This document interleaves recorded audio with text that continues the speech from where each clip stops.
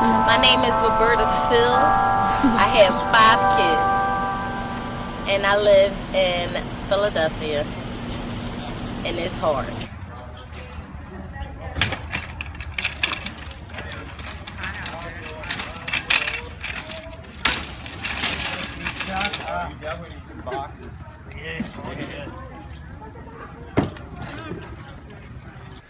If anyone, you or I, for whatever reason, don't have access to food so that we can maintain a healthy lifestyle, then we're food insecure. But the 3 key issues there are having access to it, like can we find it, can we get to it, and then can we afford it? Because sometimes food's pretty expensive and some people don't have enough, necessarily enough money to be able to feed themselves.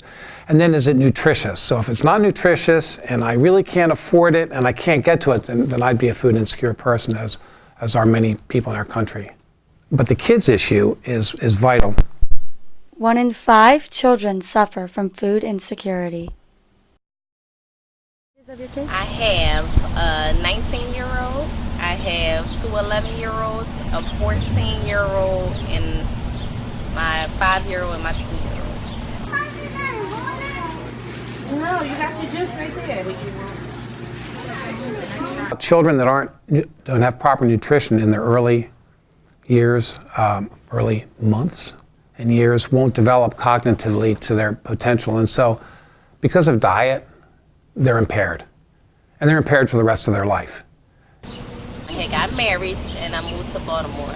And it is so hard when you don't have another half. When you have babies and your husband get to walk out on you because you're responsible for them babies, it's hard. It's really hard. 2010 was my downfall.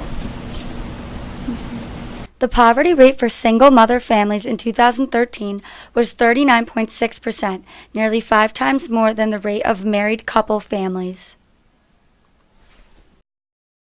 I do work. I'm a hard worker. So my main thing is if I can't give it to them, then I'll go out. I'll work until I can't work no more. Babysitting, running people to the market, whatever it is I gotta do, because I don't want my kids to ever feel like my mom didn't or wasn't able to get me something because she had to pay bills with the money to go grocery shopping with. I don't like when people judge. Like, it's food and it's free. And at one point I used to work for Phil Abundance. And I used to be the one that hand out the food. And I didn't care what it was. If you feel like you needed it for your home, take it. I wasn't the one that say, count, like, you want to take 3 of this and 3 of this and 3 of that. I didn't do that because who am I? You have if you come in with a large family order, I know you can't feed kids off of 3 cans of ravioli. If I make a certain amount of money in Philly, you can't receive public assistance food stamps. There's a whole slew of people that are food insecure, but they don't qualify for government assistance. And those are the people that go to food banks and food pantries or community soup kitchens or shelters to get food. Being able to come up here and get some free groceries and make a meal every night for the kids, this program is a big help. Like, they never know that I come up here and get free groceries. And I don't want them to look at me like that because that would make me look less of a woman, like I can't support my kids, So they think mommy went to the supermarket. When they come home, they know that there's food in the refrigerator and stuff. And it's programs like this that makes my kids don't have to look down on me, because they come home, it's always groceries in the refrigerator. But it all boils down to individual people.